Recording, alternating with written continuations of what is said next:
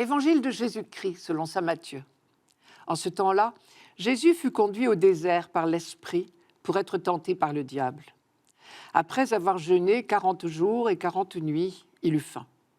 Le tentateur s'approcha et lui dit : « Si tu es fils de Dieu, ordonne que ces pierres deviennent des pains. » Mais Jésus répondit : « Il est écrit : l'homme ne vit pas seulement de pain, mais de toute parole qui sort de la bouche de Dieu. » Alors le diable l'emmène à la ville sainte, le place au sommet du temple et lui dit : « Si tu es fils de Dieu, jette-toi en bas, car il est écrit : il donnera pour toi des ordres à ses anges, et ils te porteront sur leurs mains, de peur que ton pied ne heurte une pierre. » Jésus lui déclara : « Il est encore écrit : tu ne mettras pas à l'épreuve le Seigneur ton Dieu. » Le diable l'emmène encore sur une très haute montagne et lui montre tous les royaumes du monde et leur gloire.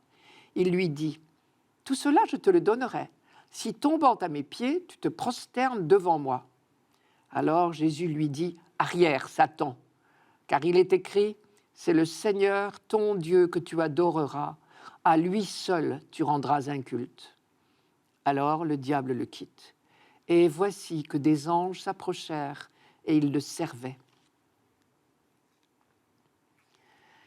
Jésus venait d'être baptisé par Jean-Baptiste dans le Jourdain. Et rappelez-vous, Jean-Baptiste n'était pas d'accord. Et il l'avait dit. Il avait dit : « Mais c'est moi, Jean, qui ai besoin d'être baptisé par toi. Et c'est toi, Jésus, qui viens à moi ?» Sous-entendu, mais c'est le monde à l'envers. Et là, au cours du baptême de Jésus, il s'était passé quelque chose.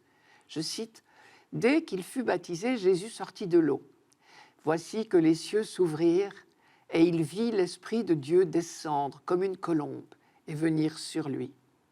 Et voici qu'une voix venant des cieux disait : celui-ci est mon Fils bien-aimé, celui qu'il m'a plu de choisir. » Cette phrase, à elle seule, annonce publiquement que Jésus est vraiment le Messie, car l'expression « Fils de Dieu » était synonyme de roi Messie. Et la phrase « Mon bien-aimé, celui qu'il m'a plu de choisir » était une reprise d'un des chants du serviteur chez Isaïe. En quelques mots, Matthieu vient donc de nous rappeler tout le mystère de la personne de Jésus. Et c'est lui précisément qui est le Messie sauveur, serviteur, qui va affronter le tentateur. Comme son peuple, quelques siècles auparavant, il est emmené au désert. Comme son peuple, il connaît la faim. Comme son peuple, il doit découvrir quelle est la volonté de Dieu sur ses fils.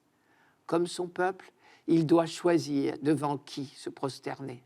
« Si tu es le Fils de Dieu », répète le tentateur, manifestant par là que c'est bien là le problème.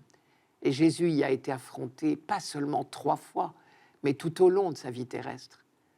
Être le Messie, concrètement, en quoi cela consiste-t-il ?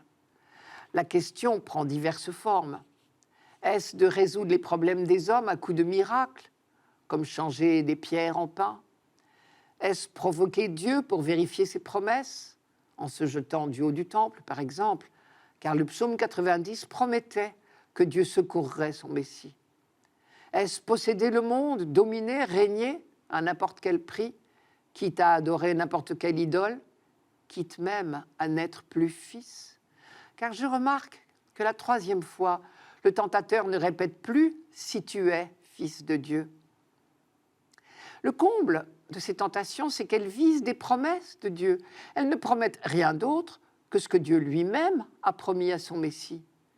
Et les 2 interlocuteurs, le tentateur, comme Jésus lui-même, le savent bien. Mais voilà, les promesses de Dieu sont de l'ordre de l'amour. Elles ne peuvent être reçues que comme des cadeaux. L'amour ne s'exige pas, ne s'accapare pas, il se reçoit à genoux dans l'action de grâce.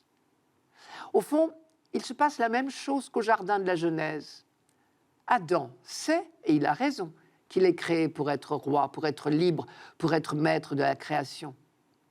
Mais au lieu d'accueillir les dons comme des dons, dans l'action de grâce, dans la reconnaissance, il exige, il revendique, il se pose en égal de Dieu. Il est sorti du registre de l'amour et il ne peut plus recevoir l'amour offert. Alors il se retrouve pauvre et nu. Jésus fait le choix inverse, arrière Satan.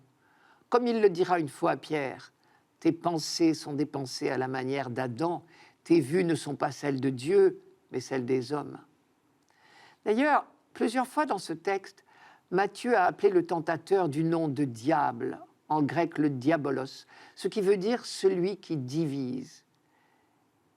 Et Satan, pour chacun de nous, comme pour Jésus lui-même, celui qui tente à nous séparer de Dieu, à voir les choses à la manière d'Adam et non à la manière de Dieu.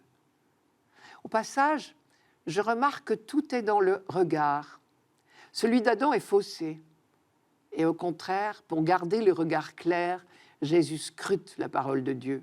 Ces 3 réponses au tentateur sont des citations du livre du Deutéronome, dans un passage qui est précisément une méditation sur les tentations du peuple d'Israël au désert.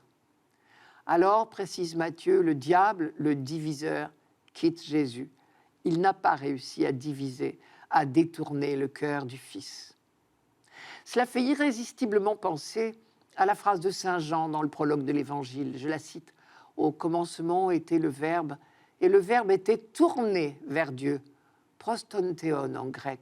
Le Verbe était Dieu.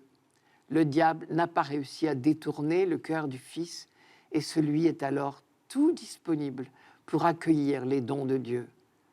Voici que des anges s'approchèrent de lui, et ils le servaient.